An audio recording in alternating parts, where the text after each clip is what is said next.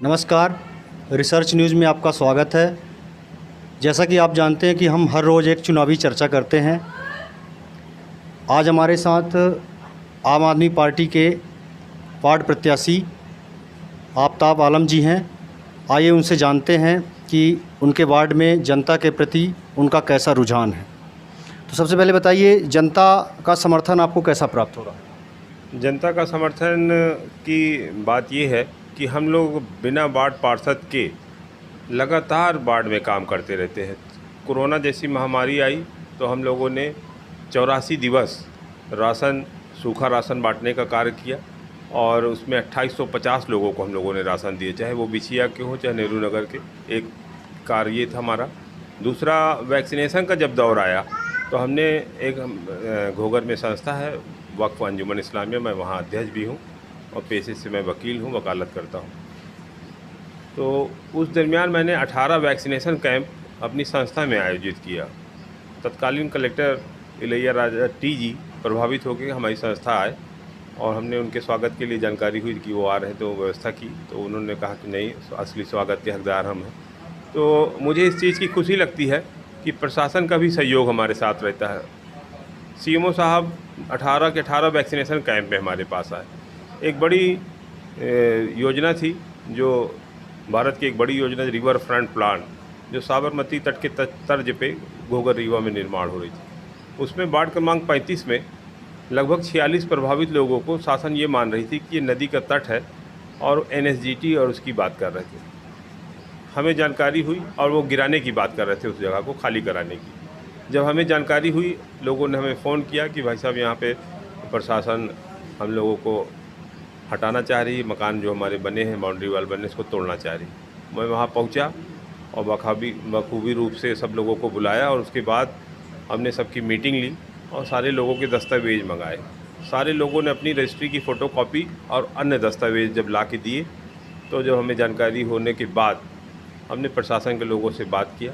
प्रशासन के जो भी थानेदार के टीआई, एडीएम, एसडीएम मैडम उस समय फरीन अख्तर जी थे, तो ये सारे लोग वहाँ पे पहुँचे और उनको लगा कि मैं पहुँच के वहाँ वायलेंस कर रहा हूँ। तो 3 थाने की जब पुलिस बल बुलाया गया और सीएसपी साहब आए, तो हमारी उनसे भी बात हुई कि हम लोग कॉन्स्टिट्यूशन के मानने वाले लोग हैं और हम जनता के साथ अन्याय हो रहा, क्योंकि इन्होंने रजिस्ट्री कराई, रजिस्ट्री नियम के अनुसार ये है। मतलब आप इस वार्ड पे कोई अनजाना चेहरा नहीं है, आपको लोग पहले से जानते हैं और आप समाज सेवा में पहले से जुड़े हुए हैं। आपके वार्ड में मुख्य समस्याएं अभी क्या हैं?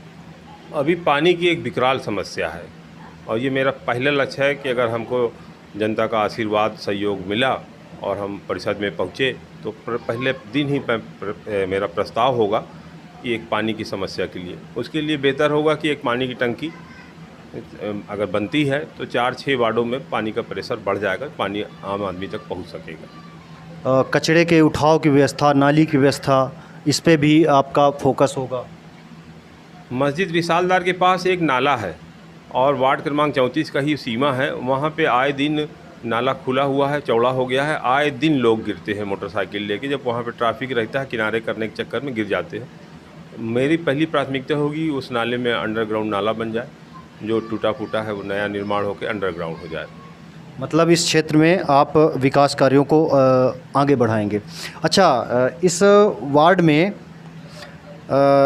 जनता, जैसे आम आदमी पार्टी पहली बार प्रत्याशी के रूप में आ रही है, तो आम आदमी पार्टी का भी आपको लाभ मिलेगा, क्योंकि आम आदमी पार्टी ये घोषणा करती है कि हम एक स्वच्छ छवि वाली पार्टी है।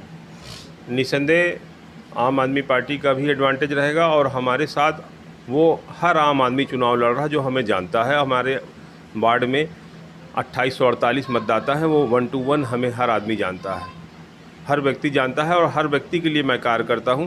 क्योंकि यहाँ पे जो पार्षद हैं वर्तमान में, निवर्तमान पार्षद, तो उनके द्वारा अक्सर वही किसी कार्य के संबंध में पैसा लिया जाता रहा है और हम उसी कार्य को निःशुल्क करके देते रहे। अंतिम में आपसे जानना चाहूँगा कि आम आदमी पार्टी देश के 2 राज्यों में आ चुकी है, तो क्या आपको लगता है कि अब मध्य प्रदेश में उसने अपना कदम रख दिया है? निश्चित रूप से ये मध्य प्रदेश में आम आदमी का प्रवेश हो चुका है और अभी 5 राज्यों में चुनाव हैं, आप लोग सब जानकार लोग हैं और आपके पास अपडेट होगा कि हरियाणा और हिमाचल प्रदेश में भी निसंदेह हो सकता है कि आम आदमी की सरकार बन जाए। और मध्य प्रदेश में इस बार हमारे 2 महापौर 100% विजयी होंगे, एक ग्वालियर और एक दूसरा सिंगरौली।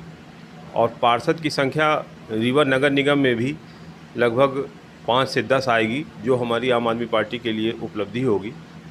और आने वाला समय आम आदमी का है। मतलब आने वाले समय में बीजेपी को और कांग्रेस को कड़ी टक्कर देगी अब आम आदमी पार्टी। और इस विधानसभा चुनाव में भी क्या प्रत्याशी उतारने की ज़रूरत पड़ेगी?